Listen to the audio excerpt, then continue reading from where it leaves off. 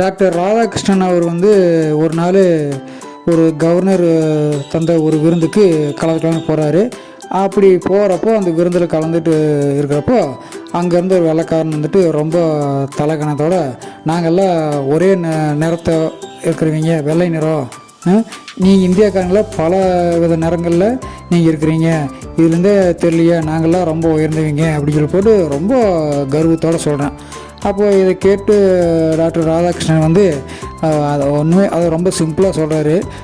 இங்கே பாருங்க, கழுதைகள்லாம் ஒரே நிறம் தான், ஆனால் குதிரை வந்து பல நிறங்கள் இருக்குது. அப்படிங்கிறதுக்காக குதிரைக்கு வந்து கழுதை ஈடாக முடியுமா அப்படின்னு சொல்லிட்டு ஒரு போடு போட்டார். அப்படியே அந்த ஆள் மூஞ்சினா அள்ளியா அப்படியே ஷாக்காகி நின்னானா.